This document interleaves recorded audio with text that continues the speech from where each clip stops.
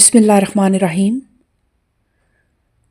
رمضان المبارک میں انشاءاللہ تعالی ہم نے سورہ نساء، سورہ نور، سورہ احزاب اور سورہ حجرات کا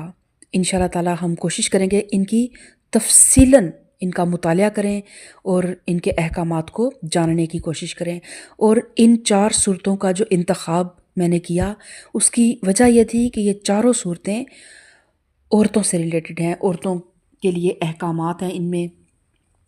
تو اس سے پہلے ہم نے کوشش کی کہ پورا دورہ قرآن بھی کروایا، لیکن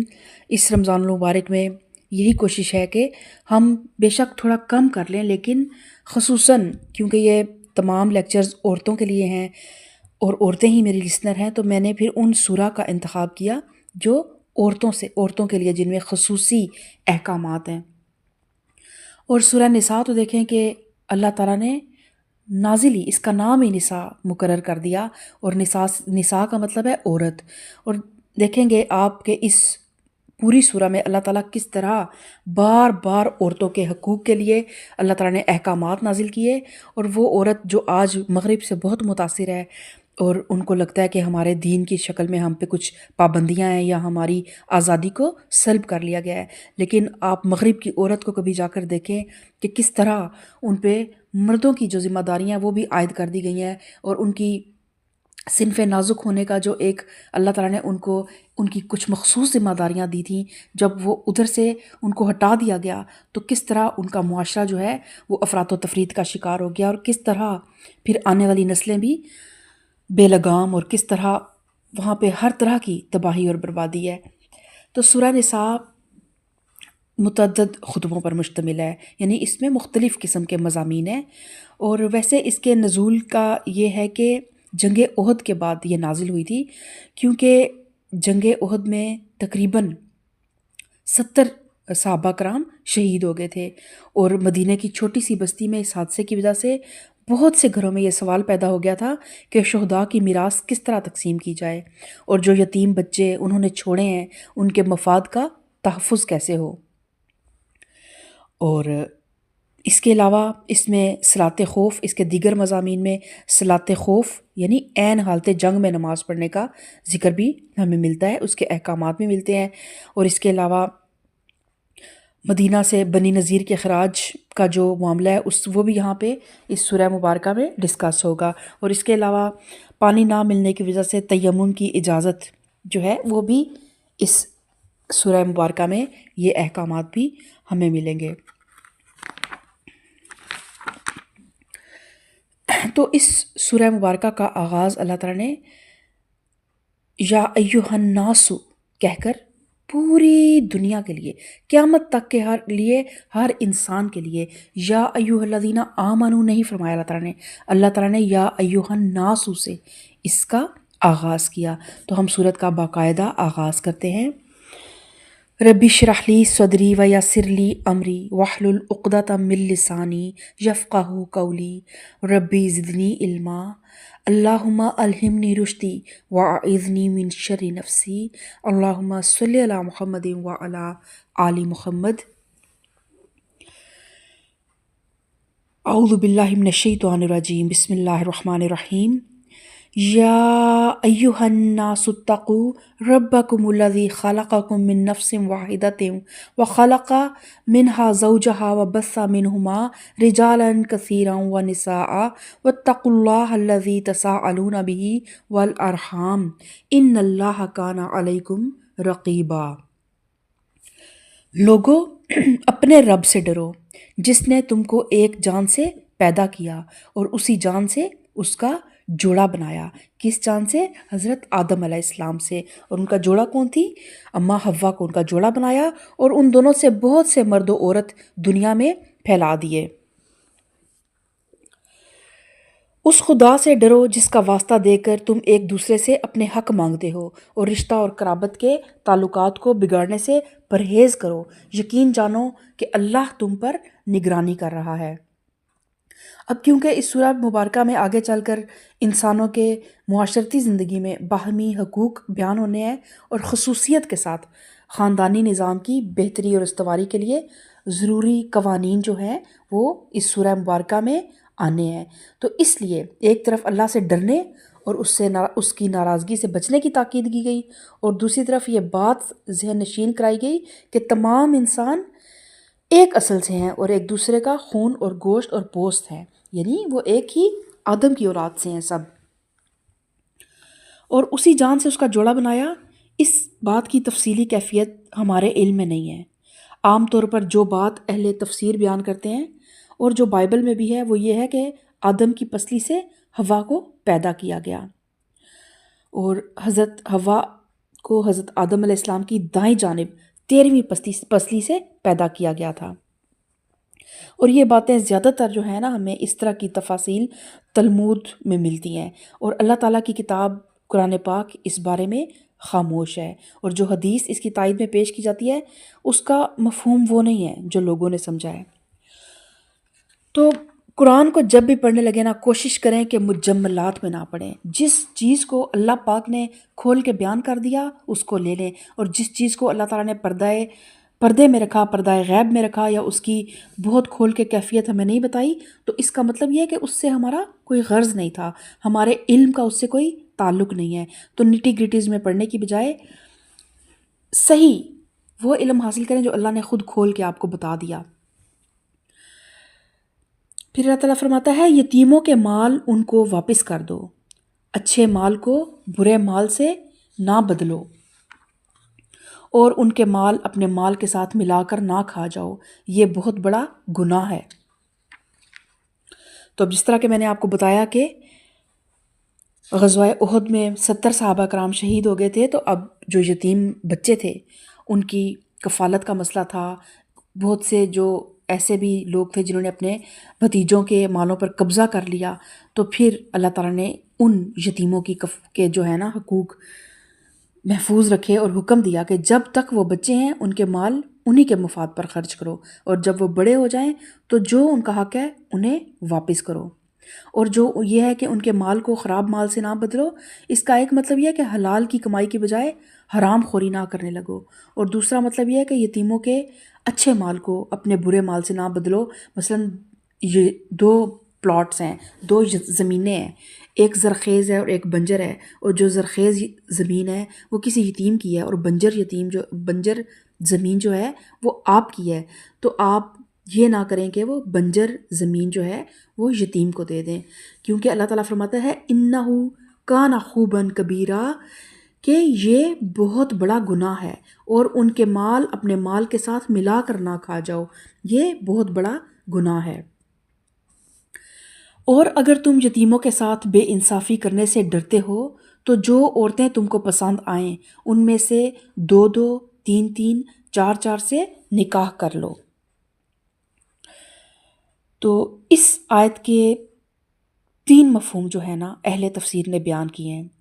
حضرت عائشہ اس کی تفسیر میں بیان کرتی ہیں کہ زمانہ جاہلیت میں جو بچیاں یتیم تھیں اور وہ اپنے کسی بھی رشتہ دار کی سرپرستی میں ہوتی تھیں، ان کے مال اور ان کے حسن و جمال کی وجہ سے، یا اس خیال سے کہ ان کا کوئی اب والی وارث تو ہے نہیں، تو جس طرح ہم چاہیں گے انہیں دبا کے رکھیں گے، وہ ان کے ساتھ خود نکاح کر لیا کرتے تھے، پھر ان پر ظلم کرتے تھے، اور ان کا مہر بھی ان کو ادا نہیں کیا کرتے تھے، اور وراثت بھی غصب کر لیتے تھے۔ اس پر ارشاد ہوا کہ اگر تم کو اندیشہ ہو کہ یتیم لڑکیوں کے ساتھ انصاف نہ کر سکو گے تو دوسری عورتیں جو دنیا میں موجود ہیں ان میں سے جو تمہیں پسند آئے ان کے ساتھ نکاح کر لو۔ ابن عباس اور ان کے شاگرد اکرمہ اس کی تفسیر یہ بیان کرتے ہیں کہ جاہلیت میں نکاح کی کوئی حد نہ تھی، ایک شخص 10 بیویاں کر لیتا تھا، اور جب کثرت ازدواج سے اس کے مصارف بڑھ جاتے تو مجبور ہو کر اپنے یتیم بھتیجوں، بھانجوں اور دوسرے عزیزوں کے حقوق پر دست درازی کرتا۔ اس پر اللہ تعالیٰ نے نکاح کے لیے 4 کی حد مقرر کر دی، اور فرمایا کہ ظلم اور بے انصافی سے بچنے کی صورت یہ ہے کہ 1 سے لے کر 4 تک اتنی ہی بیویاں کرو جن کے ساتھ تم عدل پر قائم رہ سکو۔ اور اس کے علاوہ دوسرے مفسرین یہ کہتے ہیں کہ جہاں تک یتیموں کا معاملہ ہے، اہل جاہلیت بھی ان کے ساتھ بے انصافی کرنے کو اچھی نظر سے نہیں دیکھتے تھے، لیکن عورتوں کے معاملے میں ان کے ذہن میں عدل و انصاف کا جو تصور تھا نا وہ بہت غلط تھا۔ وہ جتنی چاہتے شادیاں کر لیتے اور پھر ان کے ساتھ ظلم و جور سے پیش آتے۔ اس پر ارشاد ہوا کہ اگر تم یتیموں کے ساتھ بے انصافی کرنے سے ڈرتے ہو تو عورتوں کے ساتھ بے انصافی کرنے سے ڈرو۔ اول تو 4 سے زیادہ نکاح ہی نہ کرو، اور اس 4 کی حد بھی بس اتنی بیویاں رکھو جن کے ساتھ انصاف کر سکتے ہو۔ لازمی نہیں کہ 4 ہی کرو، مطلب 2 رکھو یا 3 کر لو، لیکن پھر یہ ہے کہ اللہ تعالیٰ، نبی کریم صلی اللہ علیہ وسلم نے فرمایا کہ جو شخص جس کی 1 سے زیادہ بیویاں ہوں اور وہ کسی ایک ہی بیوی پر پورے جو ہے نا توجہ دینے لگ پڑے اور دوسری کو لٹکتا ہوا چھوڑ دے گا اگر، تو قیامت کے دن وہ اللہ کی بارگاہ میں اس طرح پیش ہوگا۔ مفہوم حدیث ہے کہ اس کے جسم کا ایک حصہ جو ہے نا، ایک دھڑ اس کا مفلوج ہوگا، وہ ایک دھڑ کے ساتھ گھسٹتا ہوا اللہ کی بارگاہ میں آئے گا۔ پھر اللہ تعالیٰ فرماتا ہے کہ لیکن اگر تمہیں اندیشہ ہو کہ ان کے ساتھ عدل نہ کر سکو گے تو پھر ایک ہی بیوی کرو، یا ان عورتوں کو زوجیت میں لاؤ جو تمہارے قبضے میں آئی ہیں۔ بے انصافی سے بچنے کے لیے یہ زیادہ قرین ثواب ہے۔ اللہ تعالیٰ فرماتا ہے فَإِنْ خِفْتُمْ أَلَّا تَعْدِلُوا فَوَاحِدَةً أَوْ مَا مَلَكَتْ أَيْمَانُكُمْ ذَلِكَ أَدْنَىٰ أَلَّا تَعُولُوا۔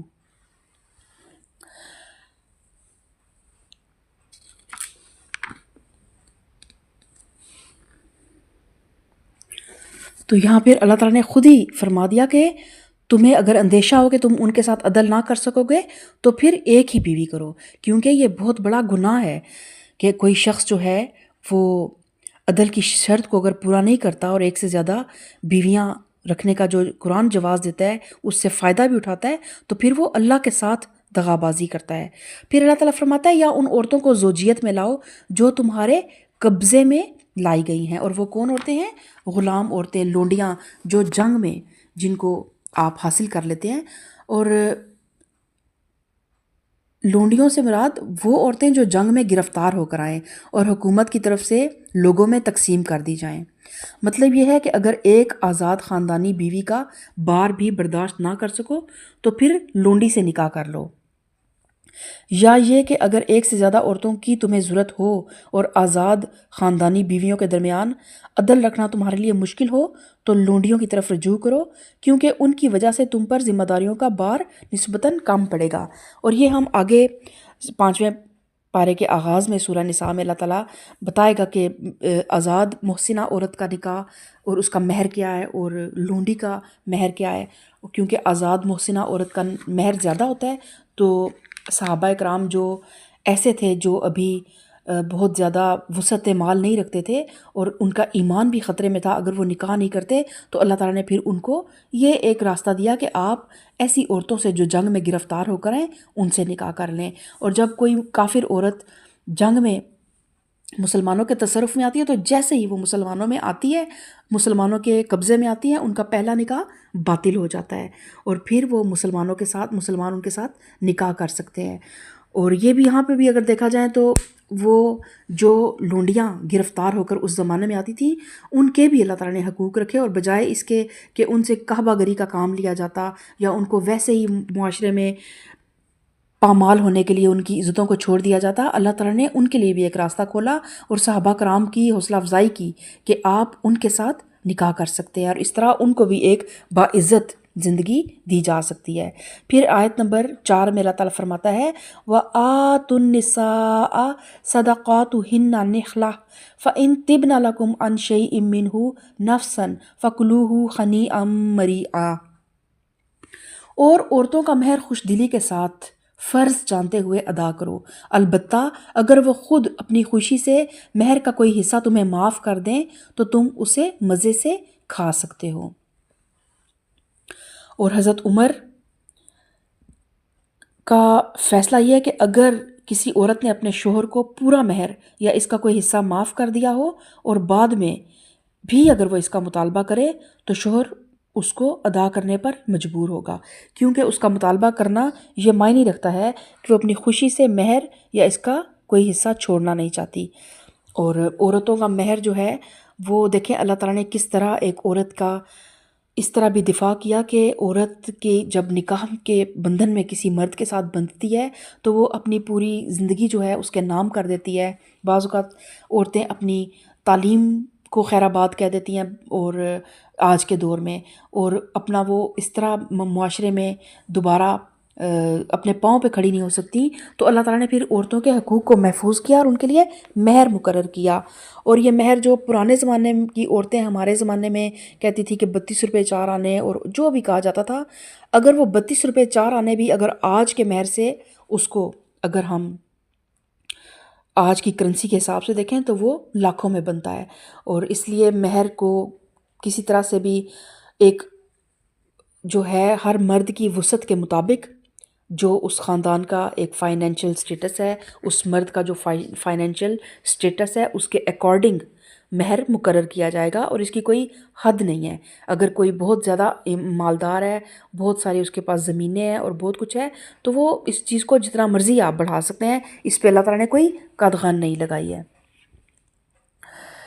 اور آیت نمبر 5، اور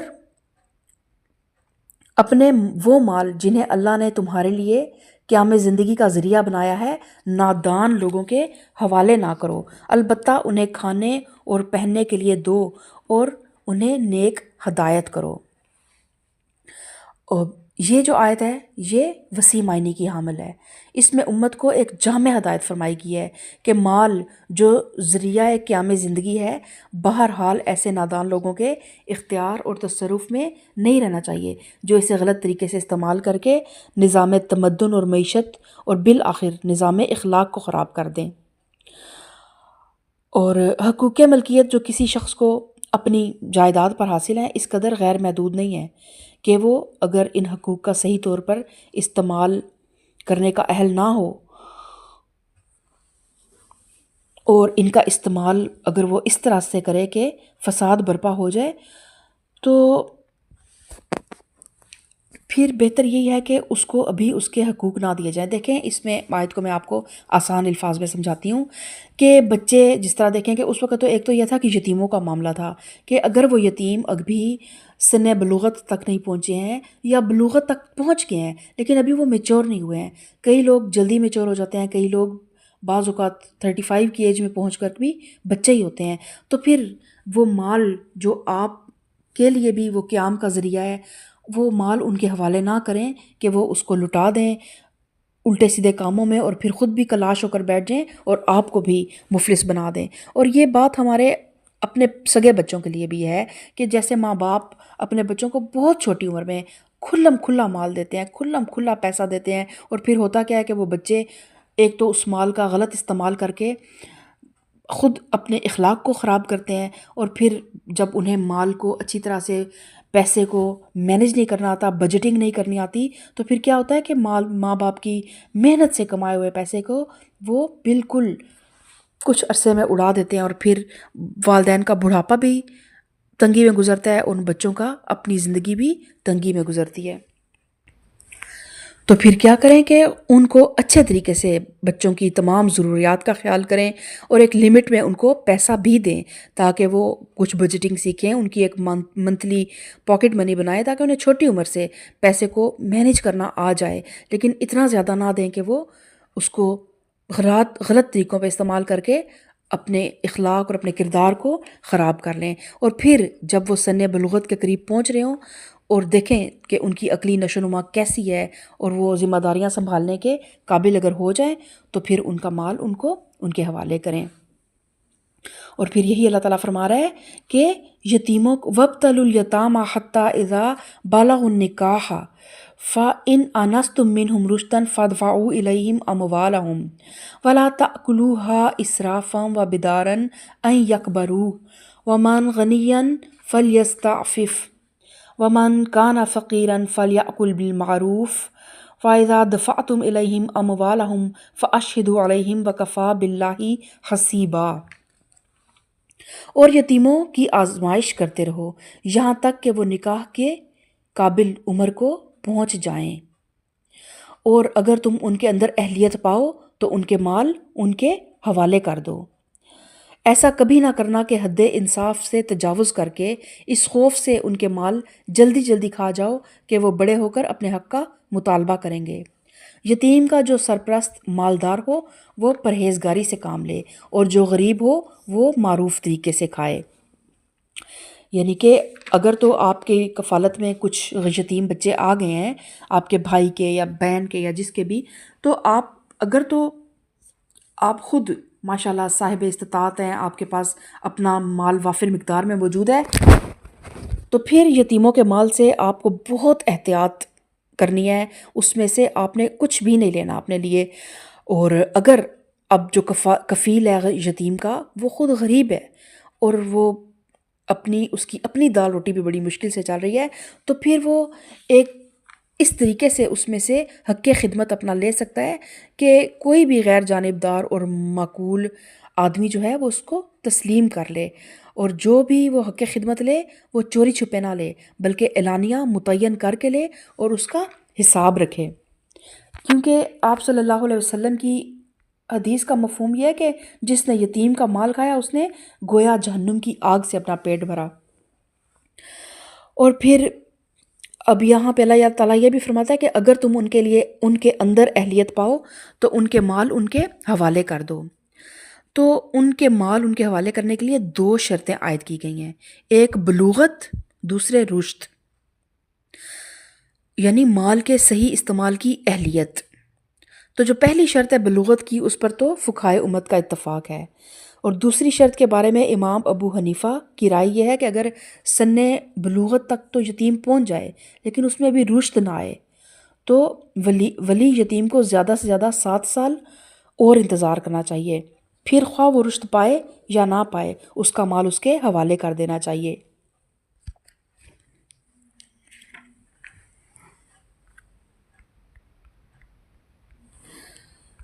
یعنی یہ نہ ہو کہ آپ پوری زندگی ان کے مال پہ قبضہ ہی جما کے بیٹھے رہیں کہ یہ تو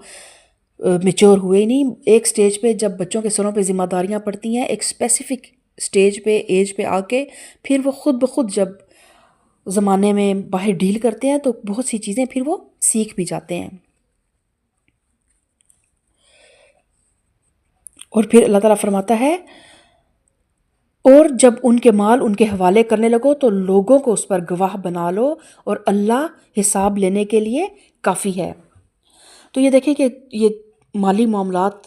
آپ سورہ بقرہ میں بھی اللہ تعالیٰ نے چھوٹے چھوٹے، آپ سمجھیں کہ آیت دین جو ہے نا وہ سب سے لمبی ہے، اور وہ بھی یہی ہے دست بدست لین دین، یا جو ہم کسی کو ادھار دے رہے ہوتے ہیں، قرض دے رہے ہوتے ہیں، اس کے متعلق وہ آیت ہے، اور اللہ تعالیٰ نے بڑی تفصیل سے وہ آیت بیان کی۔ اور یہاں پر بھی یہ مالی معاملات ہیں جن پہ اللہ تعالیٰ ہمیں بہت زیادہ باریکی کے ساتھ، خود بھی اللہ تعالیٰ گواہ ہے، اور اللہ تعالیٰ اپنے آپ میں یہ بھی کہہ رہا ہے کہ خود بھی پرہیزگاری سے بھی کام لو اور پھر لوگوں کو بھی اس پہ گواہ بنا لو کہ کہیں کوئی بے ایمانی ایسی نہ ہو جائے جو آخرت میں تمہارے لیے باعث جہنم بن جائے۔ پھر اللہ تعالیٰ آیت نمبر 7 میں فرماتا ہے مردوں کے لیے اس مال میں ایک حصہ ہے جو ماں باپ اور رشتہ داروں نے چھوڑا ہو، اور عورتوں کے لیے بھی اس مال میں حصہ ہے جو ماں باپ اور رشتہ داروں نے چھوڑا ہو، خواہ تھوڑا ہو یا بہت، یہ حصہ اللہ کی طرف سے مقرر ہے۔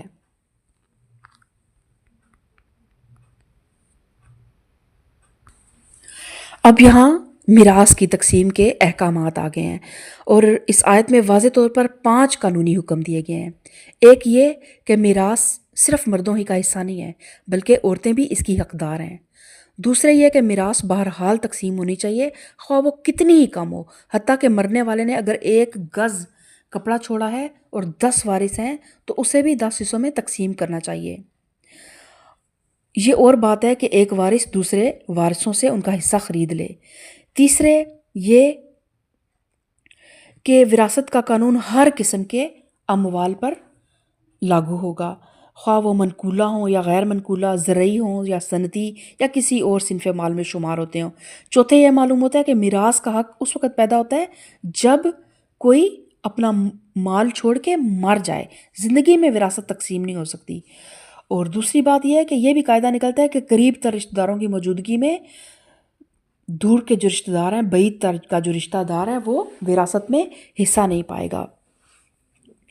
اور یہاں پہ دیکھیں کہ یہ چیز جو بہت زیادہ قابل غور ہے اور جس پہ عمل کرنے کی ضرورت ہے کہ عورتوں کا بھی وراثت میں حصہ ہے، اور جو بہنیں اپنے حصے خود معاف کر دیتی ہیں وہ گناہ گار ہوتی ہیں، کیونکہ یہ اللہ نے حصے مقرر کیے ہیں نا۔ اللہ تعالیٰ نے کہہ دیا ہے کہ حصے میں نے مقرر کیے ہیں، یہ حصہ اللہ کی طرف سے مقرر ہے، تو ہم کون ہوتے ہیں ان حصوں سے انکار کرنے والے؟ ہاں، یہ آپ کر سکتے ہیں اگر اللہ تعالیٰ نے بہنوں کو کشائش دی ہوئی ہے اور بھائیوں کے حالات جو ہیں وہ ان کی نسبت تھوڑے تنگ ہیں، تو بہن اپنی وراثت کا حصہ لے لے اور پھر اپنی خوشی سے اسے اپنے بھائی کو ہبہ کر دے، لیکن ایک بار لینا، وراثت کا ایک مرتبہ پراپر اللہ کے احکامات کے مطابق تقسیم ہونا یہ لازم ہے۔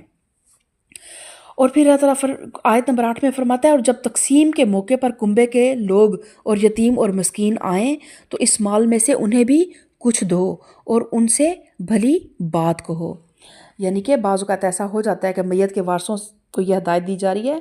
کہ اگر وراثت کے تقسیم کے موقع پر جیسے اب کوئی رشتہ دار فوت ہو گیا ہے کوئی انسان، تو ارد گرد اور بھی لوگ کنبے کے اور غریب مسکین لوگ اور کوئی یتیم بچے اگر آ جائیں تو پھر ان کے ساتھ تنگ دلی کا مظاہرہ نہ کیا جائے، اور میراث میں بے شک ازروِ شرع ان کا کوئی حصہ تو نہیں ہے، لیکن وسعت قلب سے کام لے کر ترکے میں سے ان کو بھی کچھ نہ کچھ دے دیں، یعنی تقسیم سے پہلے انہیں کچھ نہ کچھ دے دیں، اور تاکہ اور ان کے ساتھ کوئی دل شکن باتیں نہ کریں۔ اور جو اکثر پھر ایسے موقع پہ کم ظرف لوگ اس ٹائپ کی عجیب قسم کی تانے اور تشنی جیسی باتیں کرتے ہیں جس سے کسی غریب کی دل آزاری ہوتی ہے اور اس کی عزت نفس مجروح ہوتی ہے، اور جو بھی آپ مال اس طرح کسی کو جس کا شریعت میں حصہ نہیں بنتا لیکن آپ اس کو ویسے اگر کچھ دے دیتے ہیں ہدیاتاً، تو اللہ تعالیٰ اس کو میت کے لیے صدقہ کی حیثیت سے قبول فرمائے گا اور میت کے درجات کو بلند کرے گا۔ پھر اللہ تعالیٰ آیت نمبر 9 میں فرماتا ہے، وَلْيَخْشَ الَّذِينَ لَوْ تَرَكُوا مِنْ خَلْفِهِمْ ذُرِّيَّةً ضِعَافًا خَافُوا عَلَيْهِمْ فَلْيَتَّقُوا اللَّهَ وَلْيَقُولُوا قَوْلًا سَدِيدًا۔ لوگوں کو اس بات کا خیال کر کے ڈرنا چاہیے کہ اگر وہ خود اپنے پیچھے بے بس اولاد چھوڑتے تو مرتے وقت انہیں اپنے بچوں کے حق میں کیسے کچھ اندیشے لاحق ہوتے، بس چاہیے کہ وہ خدا کا خوف کریں اور راستے کی بات کریں۔ جو لوگ ظلم کے ساتھ یتیموں کے مال کھاتے ہیں در حقیقت وہ اپنے پیٹ آگ سے بھرتے ہیں اور وہ ضرور جہنم کی بھڑکتی ہوئی آگ میں جھونکے جائیں گے۔ اور حدیث میں آتا ہے کہ جنگ احد کے بعد حضرت سعد بن ربیع کی بیوی اپنی 2 بچیوں کو لے کر نبی کریم صلی اللہ علیہ وسلم کی خدمت میں حاضر ہوئیں اور انہوں نے عرض کیا کہ اے اللہ کے رسول، یہ سعد کی بچیاں ہیں جو آپ کے ساتھ احد میں شہید ہو گئے، ان کے چچا نے پوری جائیداد پر قبضہ کر لیا ہے اور ان کے لیے ایک حبہ تک نہیں چھوڑا۔ اب بھلا ان بچیوں سے کون نکاح کرے گا؟ تو اس پر یہ آیت نازل ہوئی، اور دیکھیں اللہ تعالیٰ خود ان بچیوں کا جس طرح وارث بن کے اللہ تعالیٰ ان بچیوں کا سرپرست بن کے ان کے لیے وکالت کر رہا ہے کہ اگر تم اپنے پیچھے بے بس اولاد چھوڑتے تو تمہیں مرتے وقت اپنی اولاد کے لیے کتنے اندیشے ہوتے، تو اس طرح کسی اور کی اولاد کے لیے بھی اپنے دل میں وہی ڈر اور وہی خوف رکھو۔ پھر اللہ تعالیٰ آیت نمبر 10 میں فرماتا ہے،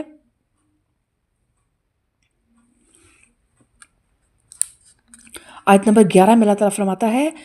تمہاری اولاد کے بارے میں اللہ تمہیں ہدایت کرتا ہے کہ مرد کا حصہ 2 عورتوں کے برابر ہے۔ اب یہ وراثت کی تقسیم آ رہی ہے اور یہ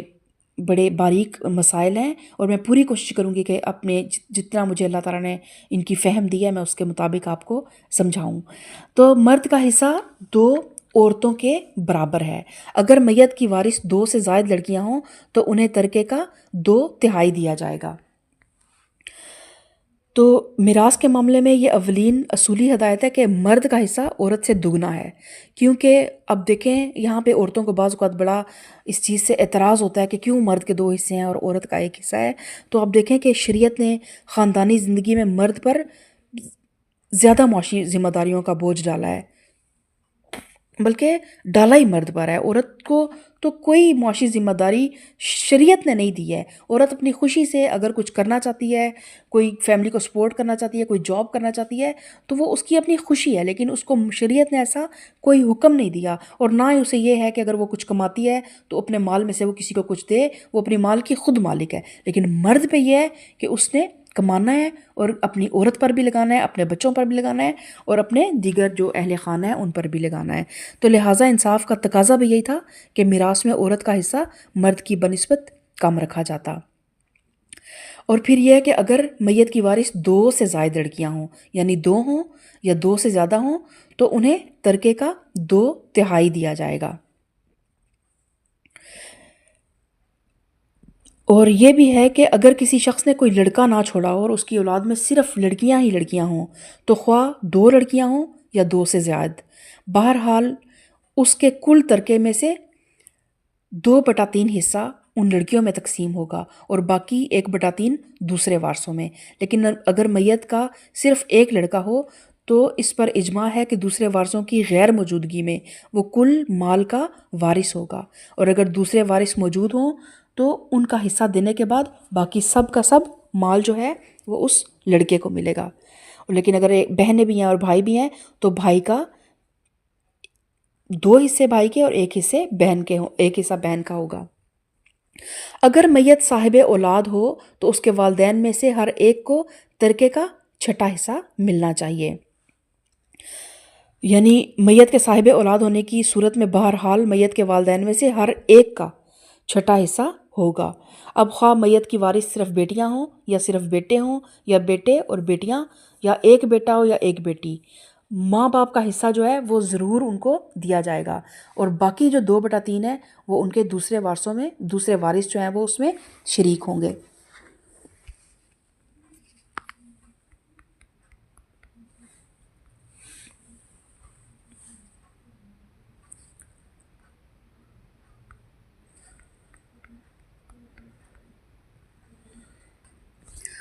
اور اگر وہ یعنی میت صاحب اولاد نہ ہو اور والدین ہی اس کے وارث ہوں تو ماں کو تیسرا حصہ دیا جائے گا۔ اب تیسرے حصے سے اس طرح آپ دیکھیں نا کہ اگر سمجھ لیں کہ 100 روپیز ہیں تو اس کو 33 33 33.33 33.33 33.33 اس کے 3 حصے ہو جائیں گے۔ تو یہ اس صورت میں اگر وہ میت صاحب اولاد نہیں ہوگی نا تو ماں کو تیسرا حصہ 1 دے دیا جائے گا، اور اگر ماں باپ کے سوا کوئی اور وارث نہ ہو تو وہ ماں کو 1/3 دینے کے بعد باقی کا 2/3 جو ہے نا وہ باپ کو ملے گا۔ لیکن اگر باقی کوئی وارث ہے تو پھر 2/3 میں باپ اور دوسرے وارث شریک ہوں گے۔ اگر میت کے بھائی بہن بھی ہوں تو ماں 6 حصے کی حقدار ہوگی، اور بہن بھائی ہونے کی صورت میں ماں کا حصہ 1/3 کی بجائے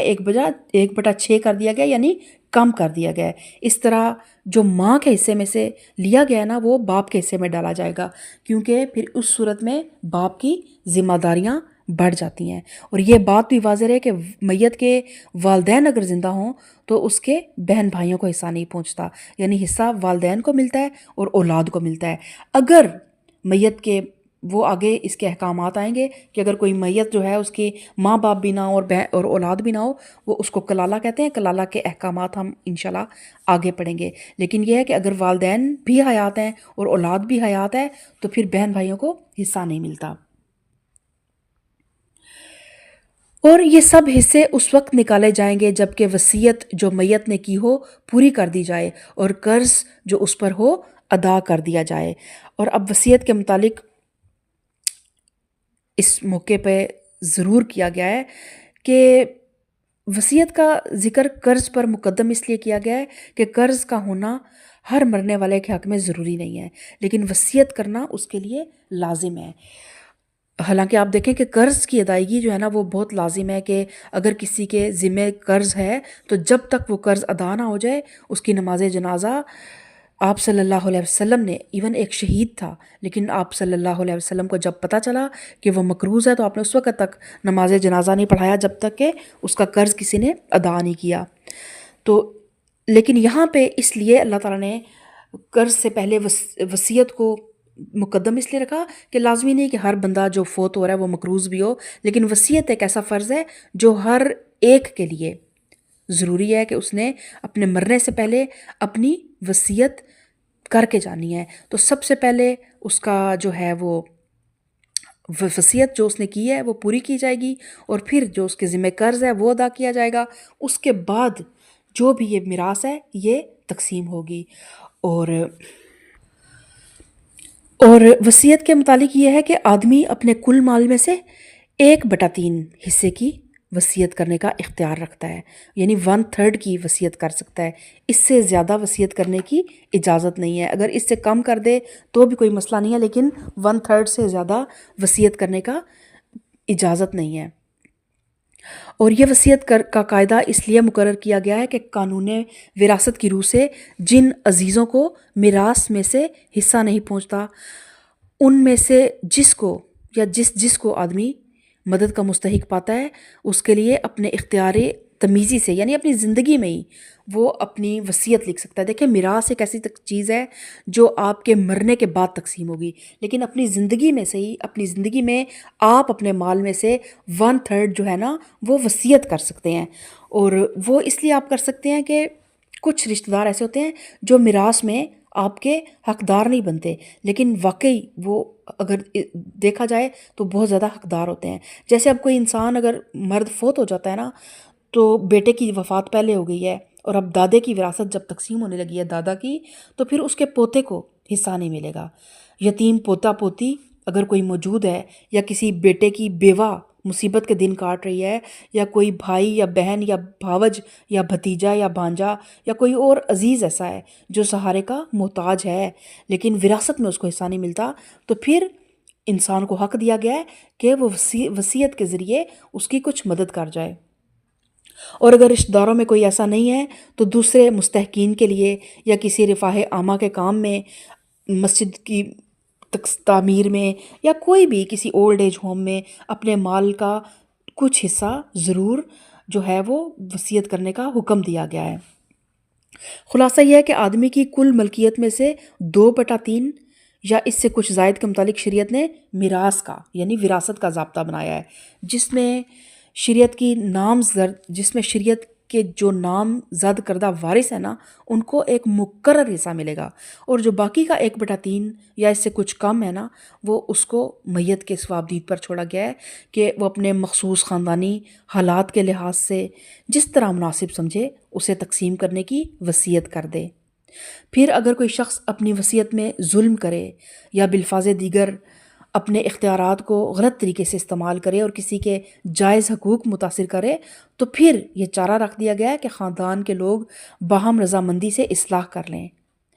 یا قاضی یا عدالت کے ذریعے سے اس وصیت کو درست کر لیں۔ اب دیکھیں نا، جس طرح ہمارے یہاں پہ ایک بات ہے، جی ہم نے اس فلاں بچے کو آگ کر دیا ہے، تو اس طرح کا کوئی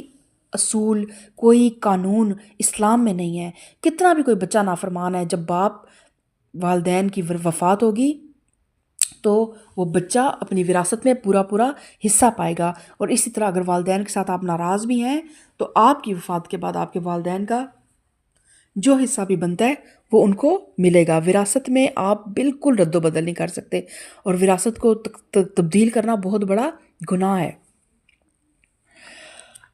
اور اللہ تعالیٰ فرماتا ہے،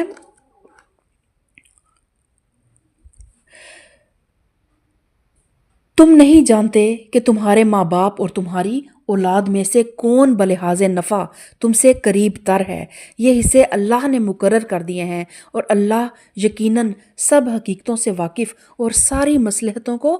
جاننے والا ہے۔ یعنی یہ بات ہے کہ جو نادان لوگ جو میراث کے اس خدائی قانون کو نہیں سمجھتے اور اپنی ناقص عقل سے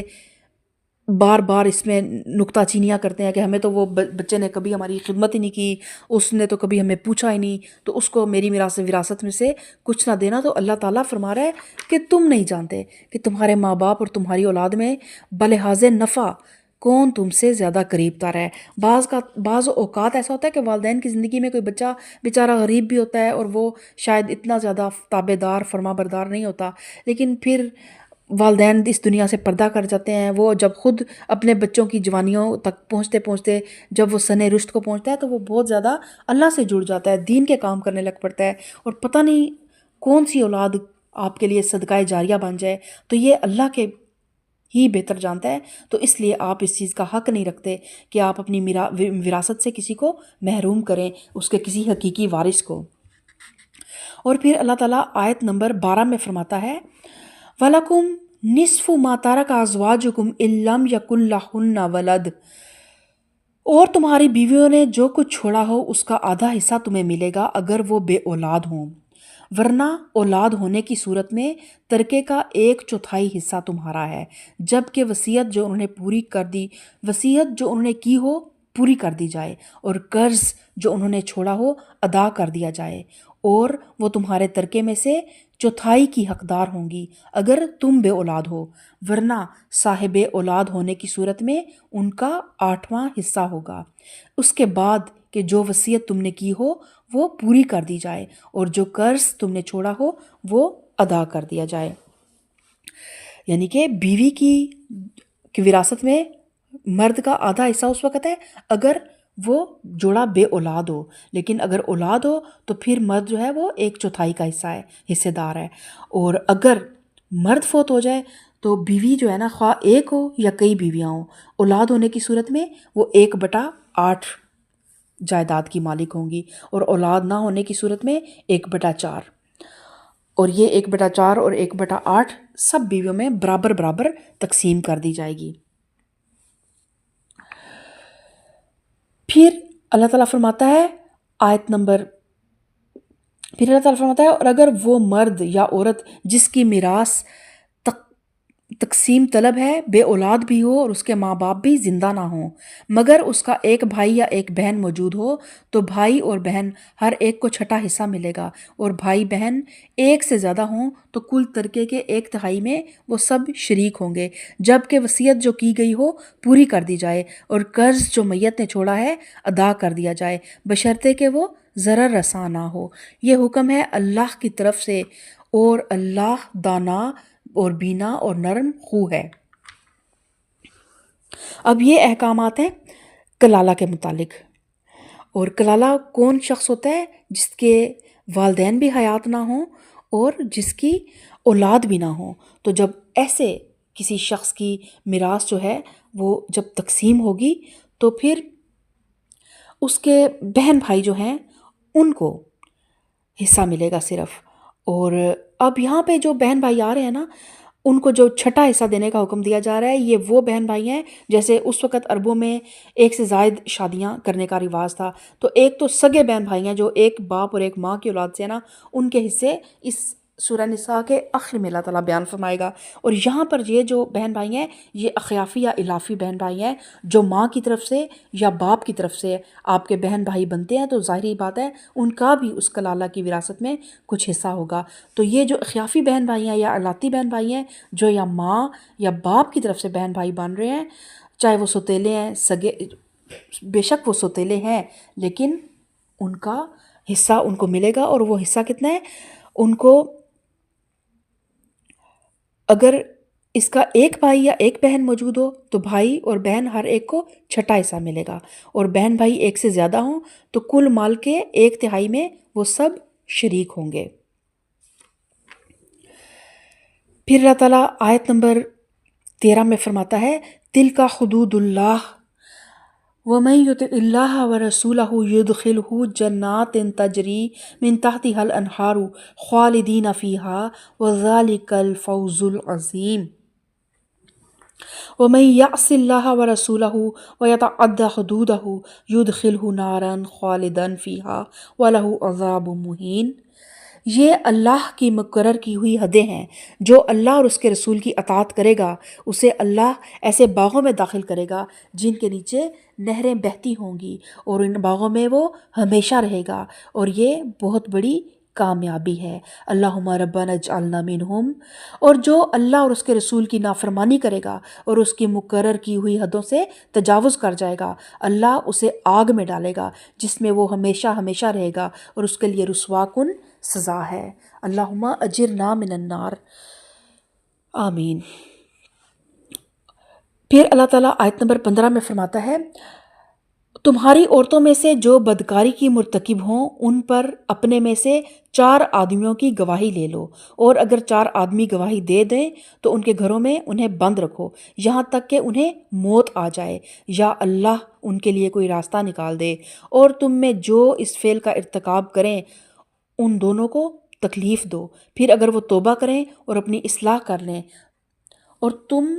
میں سے جو اس فعل کا ارتکاب کریں. اب یہ پہلا حکم جو تھا نا وہ عورتوں کے متعلق تھا. جو پہلا حکم تھا واللاتی وہ عورتوں کے متعلق تھا، اور یہ جو دوسرا حکم ہے نا کہ تم میں سے جو اس فعل کا ارتکاب کریں، یعنی اگر مرد آپس میں اگر اس طرح کا فعل کا ارتکاب کریں تو ان دونوں کو سزا دو. پھر اگر وہ توبہ کریں اور اپنی اصلاح کر لیں تو انہیں چھوڑ دو، اور اللہ بہت توبہ قبول کرنے والا ہے. تو اب کون سی فحاشی کے بارے میں اللہ تعالیٰ ذکر کر رہا ہے کہ ایسی بے حیائی اور فحاشی جو معاشرے میں ناپسندیدہ سمجھی جاتی ہو اور معاشرے پر ان کے برے اثرات مرتب ہوں. ان میں زنا، عورتوں کا آپس میں جسمانی تعلق، اور یہاں پہ حکم یہ ہے کہ اگر کوئی مسلمان عورت بے حیائی یعنی زنا کرے تو شوہر جو ہے وہ 4 گواہ لے کر آئے، مرد جنہوں نے اپنی آنکھوں سے یہ فعل دیکھا ہو. اور یہاں پہ یہ بھی ہے کہ اگر پھر دیکھیں اب یہ اللہ تعالیٰ نے ان چیزوں کو کتنا پردے میں رکھنا ضروری سمجھا کہ کب کوئی عورت جو ہے وہ 4 لوگوں کے سامنے اس طرح کی بے حیائی کا ارتکاب کرے گی. اور اس میں پھر یہ بھی تھا کہ کوئی کہیں جان بوجھ کر کسی معصوم عورت پر زنا کا الزام نہ لگا دے. پھر یہ ہے کہ اگر کوئی ایسا کرے تو اس پر قذف کی حد ہے، یعنی 80 کوڑے لگائے جائیں گے اگر وہ مرد پھر 4 گواہ نہ لے کر آئے. پھر اگر کوئی مرد 4 گواہ لے آئے اور وہ گواہی دے دیں تو پھر ان عورتوں کو گھروں میں بند رکھیں یہاں تک کہ موت ان کو آ جائے. اور یہ زنا کے متعلق سزا کا پہلا حکم ہے. اور دوسرا حکم سورہ نور میں ہے، جس کا ہم انشاءاللہ جب سورہ نور پڑھیں گے تو ہم اس کا مطالعہ کریں گے. اور پھر آیت نمبر 16 میں اللہ تعالیٰ فرماتا ہے کہ اگر 2 مرد برائی کا ارتکاب کریں تو ان دونوں کو اذیت دیں، ذہنی جسمانی آئسولیشن میں رکھیں ان دونوں کو، ان کے ساتھ اپنا کسی قسم کا انٹریکشن نہ رکھیں. اور دونوں اگر پھر توبہ کر کے اپنی اصلاح کر لیں تو پھر ان سے اعراض برتیں، یعنی پھر انہیں بار بار ذلیل نہ کریں، بار بار ماضی کے تانے نہ دیں. ابن عمر کہتے ہیں کہ نبی کریم صلی اللہ علیہ وسلم نے ایسے شخص کو مارا اور شہر بدر کر دیا. اور بعد ازاں آپ صلی اللہ علیہ وسلم کے دور مبارک کے بعد ابو بکر اور حضرت عمر فاروق نے بھی یہی عمل کیا. اور بعض فقہا کے نزدیک ایسے افراد کو زندہ جلا دینا چاہیے، اور بعض کے مطابق ان کو اونچی جگہ سے پھینک کر سنگسار کیا جائے. اور جو سزائیں قوم لوط کو ملی، فاعل اور مفعول دونوں کو وہ سزائیں دی جائیں. اور اگر کسی نے جرم تو کر لیا لیکن اس کا جرم جو ہے وہ لوگوں پر واضح نہیں ہوا، بعد میں پتہ چلا تب تک وہ توبہ کر چکا تھا، تو پھر نہ اس کو سزا دی جائے گی اور نہ اس کو دوبارہ اس بات پہ کسی قسم کا تانا دیا جائے گا. کیونکہ اللہ تعالیٰ اگلی آیت نمبر 17 میں فرماتا ہے کہ بے شک توبہ قبول کرنا اللہ کے ذمہ ہے ان کے لیے جو برا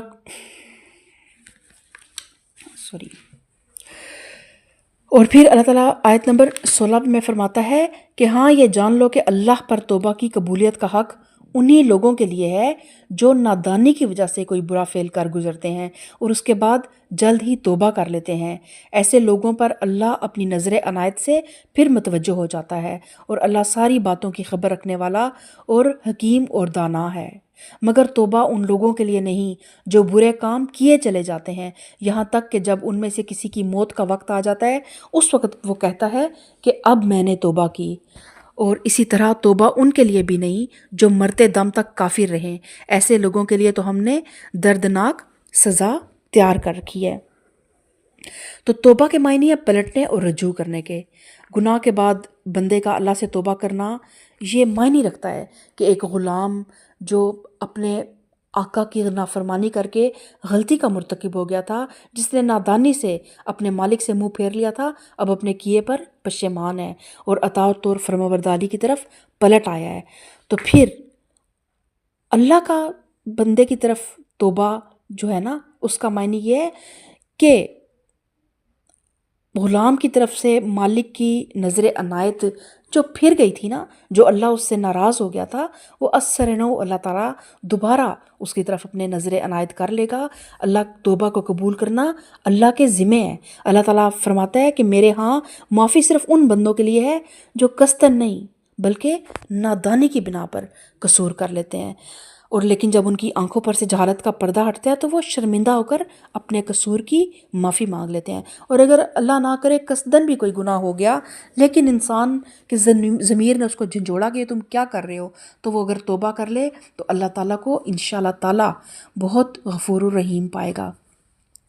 پھر اللہ تعالیٰ آیت نمبر 19 میں اہل ایمان کو مخاطب کرتے ہوئے فرماتا ہے، اے لوگو جو ایمان لائے ہو، تمہارے لیے حلال نہیں ہے کہ زبردستی عورتوں کے وارث بن بیٹھو، اور نہ یہ حلال ہے کہ انہیں تنگ کر کے اس مہر کا کچھ حصہ اڑا لینے کی کوشش کرو جو تم انہیں دے چکے ہو۔ ہاں اگر وہ کسی صریح بد چلنی کی مرتکب ہوں تو تمہیں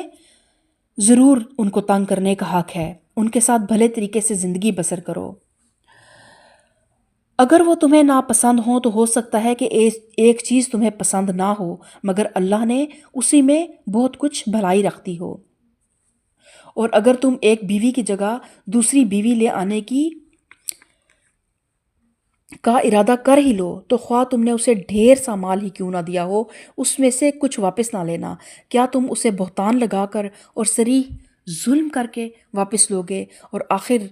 تم اس سے کس طرح لوگے جب کہ تم ایک دوسرے سے لطف اندوز ہو چکے ہو اور وہ تم سے پختہ عہد لے چکی ہیں؟ تو دیکھیں اللہ تعالیٰ کو پھر وہ بندہ جو اللہ پر ایمان رکھتا ہے نا، وہی پھر اس آیت پہ، ان آیات پہ غور بھی کرے گا اور پھر ان آیات پر عمل بھی کرے گا، اور عورتوں کے معاملے میں اللہ تعالیٰ سے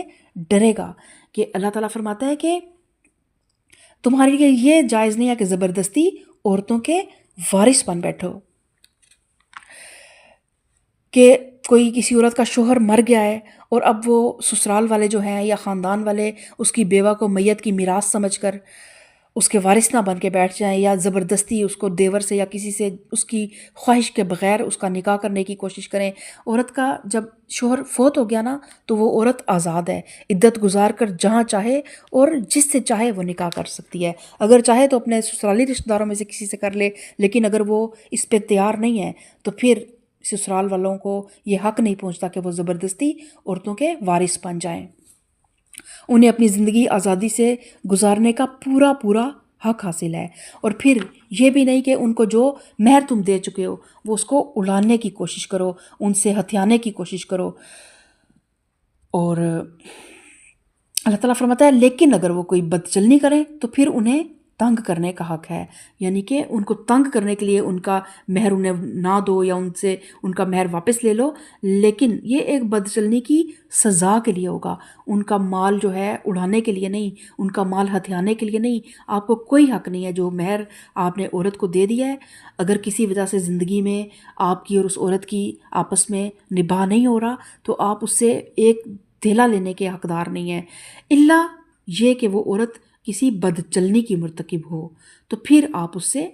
اپنے مال کو واپس لے سکتے ہیں۔ اور اللہ تعالیٰ فرماتا ہے ان کے ساتھ بھلے طریقے سے زندگی بسر کرو، اگر وہ تمہیں ناپسند ہوں تو ہو سکتا ہے کہ ایک چیز تمہیں پسند نہ ہو لیکن اللہ نے اس میں بہت سی بھلائیاں رکھتی ہوں، یعنی اگر عورت خوبصورت نہ ہو یا اس میں کوئی ایسا نقص ہو جس کی بنا پر شوہر کو پسند نہ آئے، تو یہ مناسب نہیں کہ شوہر فوراً دل برداشتہ ہو کر اسے چھوڑ دینے پر آمادہ ہو جائے۔ کوشش کرنی چاہیے کہ صبر اور تحمل سے کام لیں۔ بسا اوقات عورت خوبصورت نہیں ہوتی مگر اس کی بعض ایسی خوبیاں ہوتی ہیں جو ازدواجی زندگی میں خوبصورتی سے زیادہ اہمیت رکھتی ہیں، اور اگر عورت کو ٹائم دیا جائے، موقع دیا جائے، اس کو کانفیڈنس دیا جائے تو اسے پھر ان خوبیوں کے اظہار کا موقع بھی ملتا ہے۔ اور وہی شوہر جو ابتدا میں صرف اس کی خوبصورتی، ظاہری خوبصورتی سے نہ ہونے کی وجہ سے دل برداشتہ ہوتا ہے، اس کی سیرت پر فریفتہ ہو جاتا ہے۔ اس طرح بعض اوقات ازدواجی زندگی کی ابتدا میں عورت کی بعض باتیں شوہر کو ناگوار محسوس ہوتی ہیں۔ عورتیں بچیاں ہوتی ہیں، وہ بھی جب ان کی شادی ہوتی ہے بہت زیادہ ٹاکیٹیو ہوتی ہیں، بہت زیادہ بعض اوقات وہ لاڈلی ہوتی ہیں، اپنے ماں باپ کے گھروں میں ضد کرتی ہیں، یا جو بھی ان کے اندر کچھ معاملات ہوتے ہیں، تو یہ چیزیں بھی with the passage of time ٹھیک ہو جاتی ہیں۔ اگر مرد صبر سے کام لے تو عورت آہستہ آہستہ خود بخود، جب مرد اس کو ایک کانفیڈنس دیتا ہے تو پھر وہ اپنی ان برائیوں کو خود بھی آہستہ آہستہ دور کرنے کی کوشش کرتی ہے۔ لہٰذا یہ بات پسندیدہ نہیں ہے کہ آدمی ازدواجی تعلق کو توڑنے میں جلد بازی سے کام لے۔ طلاق جو ہے نا وہ بالکل آخری چارہ کار ہے، جس کو بالکل ناگزیر حالات میں استعمال کرنا چاہیے۔ نبی کریم صلی اللہ علیہ وسلم نے فرمایا کہ طلاق اگرچہ جائز ہے مگر تمام جائز کاموں میں اللہ کو سب سے زیادہ ناپسندیدہ اگر کوئی چیز ہے تو وہ طلاق ہے۔ اور دوسری حدیث میں آپ نے فرمایا کہ یعنی نکاح کرو اور طلاق نہ دو، کیونکہ اللہ ایسے مردوں اور عورتوں کو پسند نہیں کرتا جو بھنورے کی طرح پھول پھول کا مزہ چکھتے پھریں۔ اور پھر اللہ تعالیٰ فرماتا ہے کہ اگر اب تمہیں بیوی کو، اللہ تعالیٰ نے یہاں پہ تو بار بار کہا کہ بھلائی بھی میں نے رکھی ہے، تم اسی سے نباہ کرنے کی کوشش کرو، لیکن اگر اب آخری حال یہی ہے کہ چلو طلاق تو نہیں دے رہے لیکن آپ دوسری بیوی لے کے آ رہے ہیں یا اس کو اب چھوڑنے کا ارادہ آپ نے کر لیا اس عورت کو، تو پھر خواہ تم نے اسے ڈھیر سا مال ہی کیوں نہ دیا ہو اس میں سے کچھ واپس نہ لینا۔ کیا تم اسے بہتان لگا کر اور صریح ظلم کر کے واپس لوگے؟ کیونکہ کب ہم واپس لینے کے حقدار ہیں مرد عورت سے مال؟ جب عورت بدچلنی کی مرتکب ہو۔ اب اگر عورت معصوم ہے، مرد خود اسے طلاق دینا چاہ رہا ہے کسی دوسری عورت کے چکر میں، اور پھر وہ اس سے حق مہر بھی نہیں دینا چاہتا، ہتھیانا چاہتا ہے، تو پھر وہ کیا کرے گا؟ اس پہ بہتان لگائے گا، جھوٹا الزام لگا کے اس کے کردار کو پامال کر کے تو پھر وہ لے گا۔ تو یہ تو پھر اللہ تعالیٰ فرماتا ہے کہ یہ تو صریح ظلم ہے، اور آخر تم اسے کس طرح لوگے جب کہ تم ایک دوسرے سے لطف اندوز ہو چکے ہو اور وہ تم سے پختہ عہد لے چکی ہیں، اور پختہ عہد سے مراد نکاح ہے، کیونکہ حقیقت میں ایک مضبوط پیمانے وفا جو ہے وہ نکاح کا وہ پیپر ہی ہے جس کے استحکام پر بھروسہ کر کے ایک عورت نے اپنے آپ کو تمہارے حوالے کیا۔ اب اگر مرد اپنی خواہش سے اس وفا کے عہد کو توڑتا ہے تو اسے وہ معاوضہ واپس لینے کا کوئی حق نہیں جو اس نے اس نکاح کے وقت اس عورت سے کیا تھا۔ اور پھر اللہ تعالیٰ فرماتا ہے آیت نمبر 22 میں، اور جن عورتوں سے تمہارے باپ نکاح کر چکے ہوں ان سے ہرگز نکاح نہ کرو مگر جو پہلے ہو چکا سو ہو چکا، انہو کان فاحشۃ و مقتا و ساء سبیلا، در حقیقت یہ ایک بے حیائی کا فعل ہے، ناپسندیدہ ہے اور برا چلن ہے۔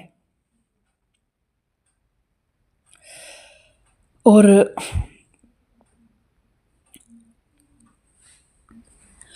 اب اہل عرب جو تھے وہ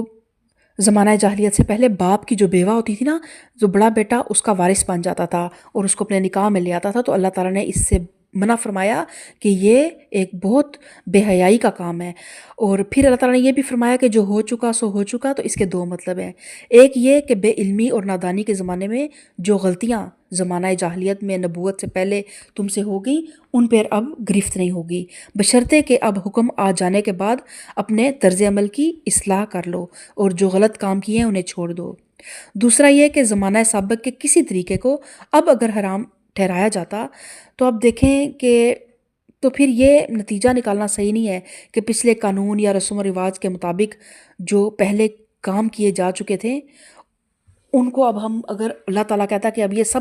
ناجائز ہیں، تو دیکھیں کہ ان عورتوں سے جو ان کے باپ کی منکوحہ تھیں، ان کی سوتیلی مائیں تھیں جن سے انہوں نے نکاح کیا، ان سے پھر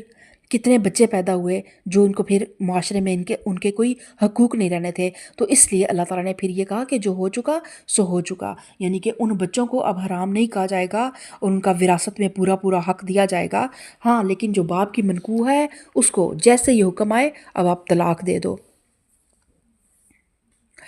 اور اللہ تعالیٰ فرماتا ہے آیت نمبر 23 میں، تم پر حرام کی گئیں تمہاری مائیں، بیٹیاں، بہنیں، پھوپھیاں، خالائیں، بھتیجیاں، بھانجیاں، اور تمہاری وہ مائیں جنہوں نے تم کو دودھ پلایا ہو، اور تمہاری دودھ شریک بہنیں، اور تمہاری بیویوں کی مائیں، اور تمہاری بیویوں کی لڑکیاں جنہوں نے تمہاری گودوں میں پرورش پائی ہے، ان بیویوں کی لڑکیاں جن سے تمہارا تعلق زن و شو ہو چکا ہو، ورنہ اگر صرف نکاح ہوا ہو اور تعلق زن و شو نہ ہوا ہو تو انہیں چھوڑ کر ان لڑکیوں سے نکاح کر لینے میں تم پر کوئی مواخذہ نہیں ہے، اور تمہارے ان بیٹوں کی بیویاں جو تمہاری صلب سے ہوں، اور یہ بھی تم پر حرام کیا گیا ہے کہ ایک نکاح میں دو بہنوں کو جمع کرو، مگر جو پہلے ہو گیا سو ہو گیا، اللہ بخشنے والا اور رحم کرنے والا ہے۔ تو ان آیات کا آیت نمبر 23 سے پارہ نمبر 5 کے آغاز تک جو آیات ہیں آیت نمبر 23 سے لے کر آیت نمبر آیت نمبر 23 جو ہے نا، اس کی انشاءاللہ تعالیٰ جو بھی محرمات ہیں جن کا ذکر ہوا ہے، مائیں بہنیں بیٹیاں پھوپھیاں خالائیں بھتیجیاں بھانجیاں اور دودھ شریک مائیں بہنیں، ان کا انشاءاللہ تعالیٰ تفسیر جو ہے میں آپ کو اگلے لیکچر میں انشاءاللہ تعالیٰ اس کا ہم ڈیٹیل میں پڑھیں گے۔